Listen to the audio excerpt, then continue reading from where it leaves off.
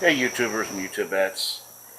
Sorry for the absence recently. I had some family issues going on. My mother broke her hip, so I've been helping to nurse her along and get her back on her feet again. But hopefully she's going to be up and around completely real soon. So thought I'd take a moment to shoot you a quick video and show you what's been going on with the tanks. So let's get started. Okay, so we're going to start off with the 55-gallon show tank.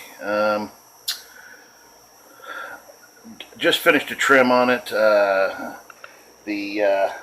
Blixa here was almost halfway up on the plants, and had to pull it all out, and instead of just doing a trim on it, I went ahead and separated it out and replanted and rebunched it. If you want a good, easy-growing plant for your tank that really looks good and grows lushly, doesn't take that much maintenance, little extra fertilizer. If you got CO2, that's great, but it will grow without. Blixa japonica is definitely a good choice. So we'll walk through some of these other. This is Hygrophila compacta. Got this from a good friend of mine up in New York. Gosh, I'm trying to think of his name. His YouTube name. I will leave it down in the description below. And you know who you are, dude. I know I still owe you some AR Mini, and I will be getting you that as soon as it really takes off. It is starting to grow now, and as soon as it starts to propagate more, I'm going to scoop you up a bunch and ship it up to you. Back behind it, the Hygro Compacta is also another good plant. Very low maintenance, a little bit of fertilizer, like CO2, but doesn't necessarily have to have it. It'll grow without. This is Rotella indica. Usually, if you got higher light, it'll get a real pinkish red cast to it. Being that I've just trimmed this back down, you're seeing mostly the green on it. But when it gets up taller, it will grow all the way to the top of the tank if you let it go. It gets real pink and red. Behind it is Limnophilia aquatica, I believe. It is similar to Kambamba and some of the other feathery, bushy plants. I kind of like the way this stuff grows better. Kambamba is usually a little threadier, longer stemmier. These grow a lot closer together and a lot fuller and lusher. It does require higher lighting, and it definitely wants the supplemental fertilizers and CO2. Okay, over here we got Ludwigia repens, red. And this stuff will grow in just about any conditions, but if you want the real lush red, like you see here, you want the higher lighting, medium to higher lighting, and the extra ferts, and definitely some supplemental iron to get the real lush red to come out in it. Next to it, over here, which is kind of thready looking right now, I don't know what's happened to it. It used to grow really, really lush, is Hygrophila sunset. And I think what has happened is that these guys over here, the Buenos Aires tetras, are nipping at it. Because if you look at the top leaves, you can see where they seem to be kind of nipped and trimmed back. And I think that's what the problem is there. Otherwise, it's a very easy growing plant if you can find it. It is illegal in a lot of states, so you need to check your local states to see if you can have it. It is, they're afraid that you take some of this out, throw in the local pond or whatever, it'll take over and kill off all the local indigenous plants because it grows like a weed. The tiger lotus is, well, tiger lotus, you can grow it in the back of a toilet. It'll grow under almost any conditions or whatever. Does prefer a little higher lighting, You can do it in moderate lighting too. Low lighting, it doesn't do as well, and it'll be more of a greenish color to the leaf. Back there, kind of buried in there, you can see a couple of the leaves coming out, is the one remaining Amazon sword that I had from the original setup. That thing just keeps going. As a matter of fact, it's got some more daughter plants growing off of a shoot right there. That thing has supplied just about every bit of swords that I've sold in the past. Right here, I've got a couple of crypts mixed in with some, what is that? I can't remember the name of it. I can't remember the name of it. At any rate, my mind's going sour. And then last but not least, you look back there, you can see a Crypt Bronze Wendetti. It's not very bronzed because it has been covered over by the pennywort, which I trimmed back severely this time to get it some more light. When it gets up into the brighter light, it gets to a deep bronzish brown color. And that pretty much, I think, takes care of this tank. Swinging around over to the new 40 breeder. The babies are still in here. They're swimming around. If you look, you can see a few of them. Yeah, there's one of them right there, right in the middle of the screen towards the back. There's quite a few of them. They're getting a little bit bigger. There's another one swimming around. There's the mama. Right here is the AR Mini that I was just talking about. It is just now starting to take off.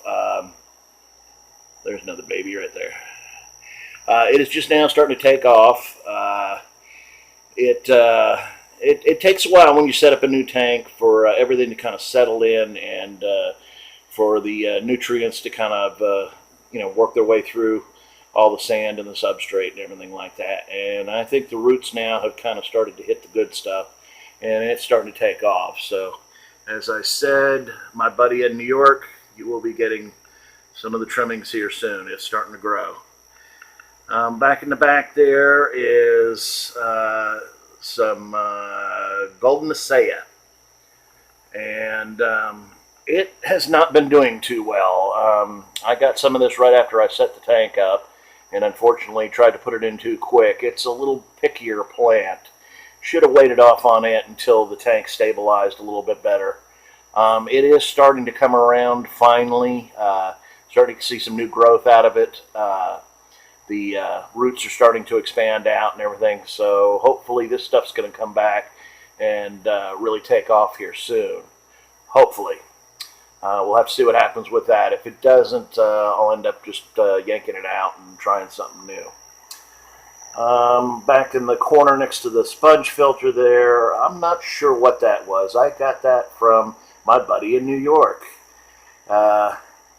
Not really sure exactly which plant that is, and if he's watching this video, I'd appreciate it if you could let me know what that is. I think he told me that it was grown immersed. Well, it took a while for it to shed its immersed leaves and get its underwater leaves, but it's still looking pretty sickly. I don't know if it's going to take off or not. This is kind of what's left of the S. Ripens that I put in here for a ground cover. It's barely hanging in there. You can see I'm getting a little bit of algae on the sand. I need to do some more maintenance in this tank. Back over here is some more Rotella indica.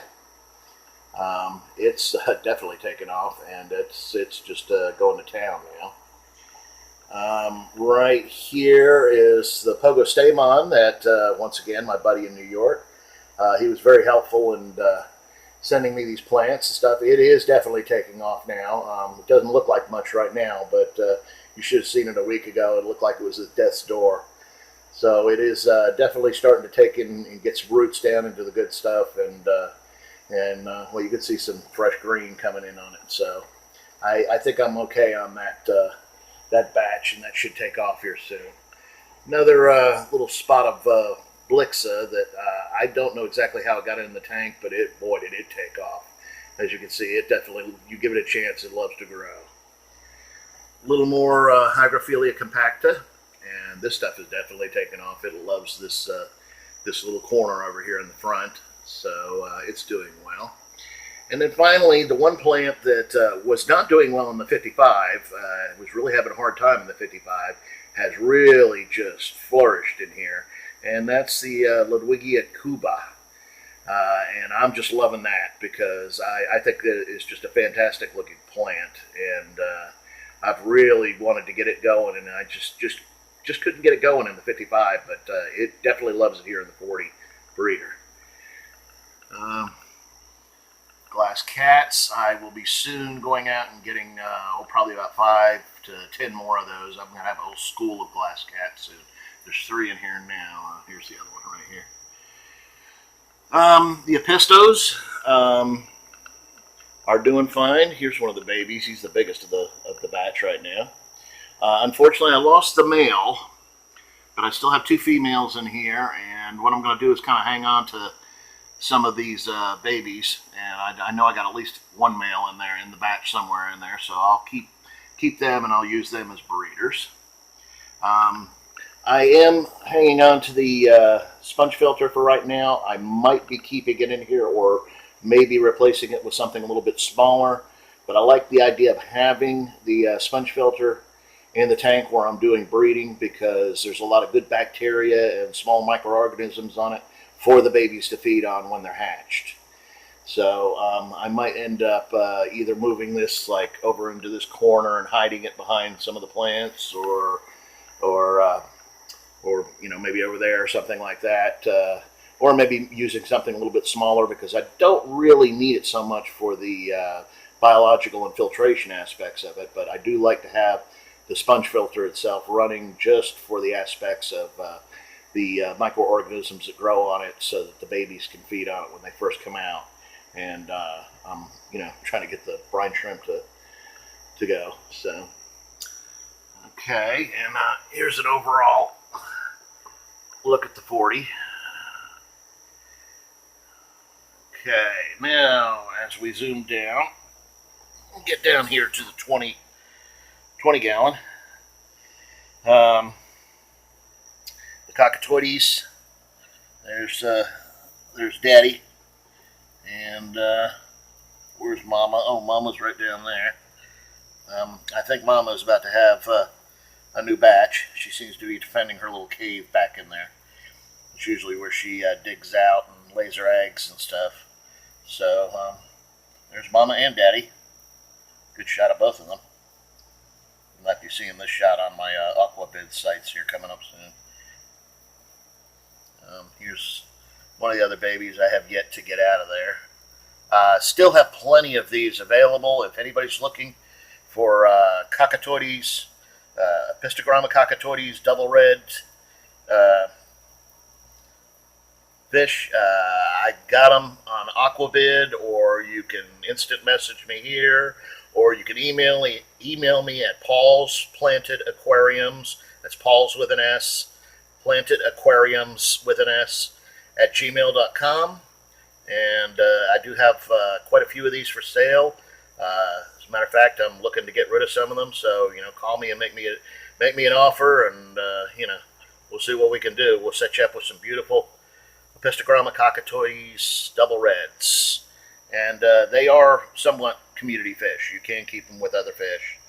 The only time they get really territorial is when they're paired and you got some babies involved, and then they will chase off any fish that come around in their area. In here, I've got some more Blixa. This is what Blixa looks like when you have it in subdued light. Doesn't grow as lush, but just stays a little bit closer to the thing. Got a whole mess of Java fern, and that's Wendelove Java fern. I've got a Nubius, and a little bit of the chainsword. That's the last of the chainsword that I have from the original 55. Probably should pull some of that out and put it into another tank to propagate it a little bit, because I'd hate to see it go away. And there's one more little AR Mini that I left in there. It's doing real well. Up top, you got a little bit of pennywort and a whole bunch of salvinia. You know, I hate to let anything die off. I like to keep at least a small portion of all the plants that I've tried out, and keep them to a point where if I want to propagate them back out and use them in another tank, I can use them. Hate to let anything die completely. But that's the 20 gallon, and I'll take you for a quick look-see at the rest of my tanks here. Okay, so here we have what used to be Bubba's tank, and you can see one little guy right there. That's a Pistogramma agassiz. I believe that's the male. I can see, yeah, that's the male. There's the male in there. This tank is probably the least cared for, or should I say, I every once in a while I'll throw a little bit of fertilizer in it, but not much. And I do regular water changes on it and everything, but it just grows like crazy. I mean, talk about low maintenance tank.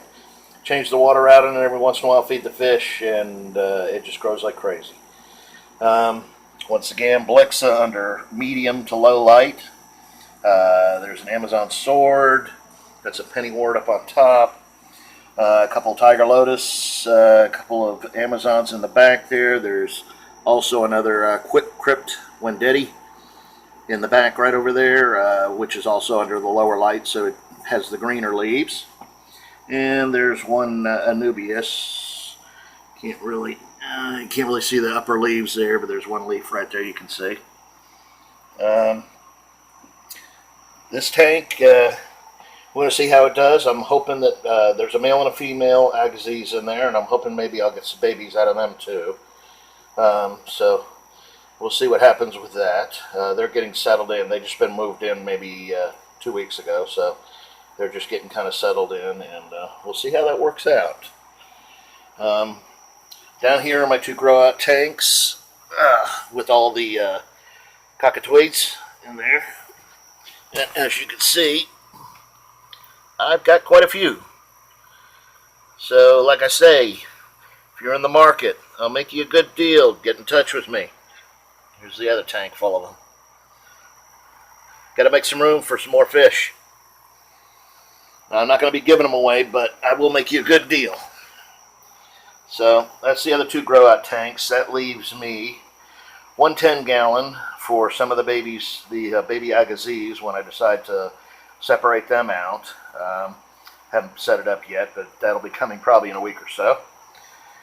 These are my two show tanks when I go to the swap meets and that kind of thing.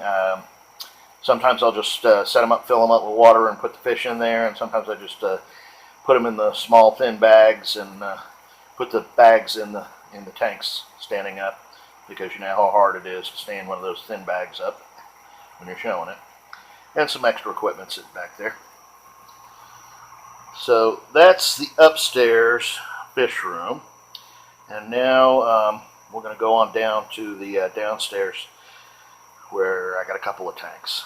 Okay, downstairs here, this is the shrimp tank, and I have recently added, I don't know if you can really see them here, there's some rosy barbs.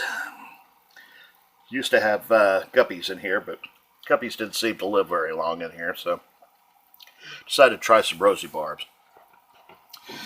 But can't see many of the shrimp right now. I probably should have dropped some of the food in, which I need to feed them anyways. There are upwards of a couple hundred shrimp in this little 10-gallon tank. Red cherry shrimp. Also do have those for sale. If you're interested in them, once again, get in touch with me. There's a couple of them in there. Some very nice specimens. Some of them are almost the ruby reds. Yeah, I got some of those for sale, and I'll cut you a deal on them. So that's the tank for the shrimp. And over here on my desk, we've got the little Aquarium 4-gallon. And you might occasionally see a fish swim out there. I've got some celestial danios in here. I got 4 of them. And that's it. I am looking to put some different kinds of shrimp in here, or different colored shrimp, color variation wise. I'd like to get either some crystal reds. I would love to get some crystal reds to put in here. So if anybody's got some crystal reds and wants to do a trade, or has a good price on them or whatever like that, hey, get in touch with me, please. Because I'm definitely in the market for some nice crystal reds. Also, maybe some orange or yellows. I think any one of the 3 of them. Crystal reds I would prefer, but the orange or the yellows I'm also interested in. So if you got any of the 3 of those, contact me. Hit me up and we'll talk. So that about takes care of what I got going on. And one last thing. I am looking for, it's upside down. I'm looking for some koi angels. And this is kind of the variation I'm looking for, with the yellow up top and more white and just black splotches in the body. If anybody's got any of these, contact me, please. I've been all over the internet and I find a lot of koi angels, but I'm not finding anything that's quite like this. So if anybody knows anybody who's breeding these, or has some for sale or whatever like that, please get in touch with me. I would definitely love to put a couple of these in the 40 breeder. I think that would be a good accompaniment for that 40 breeder. Okay, and I think that about takes care of it. Sorry it's been so long since I did my last video, but I'm all set up with the computer and everything like that to knock some videos out. One last thing that I will mention, my outdoor growing, which is right out there. You can see it's a nice rainy Saturday, or Sunday, excuse me. There, and there's the 2 tanks there. The temperatures are dropping really quick, so I need to get rid of everything that's out there. If anybody's interested in any of the plants, just hit me up. I'm not sure. I know I got some Amazon swords. I got a little bit of Blix out there. I got some Java moss. There's a lot of water sprite, and I'm not sure what all other than that is left out there. I think there's some Rotella too. But hit me up if you're interested in any of the plants. Basically, with the plants that are out there, you pay the shipping and then throw maybe $1 in for a bunch of plants or whatever like that, just so I can make a buck off of it and say I made something off of it or whatever like that. They're yours. So that's gonna finish it up for me. And thanks for everybody support, and thanks for those who have subscribed. If you haven't already subscribed, please subscribe. And we will see you soon.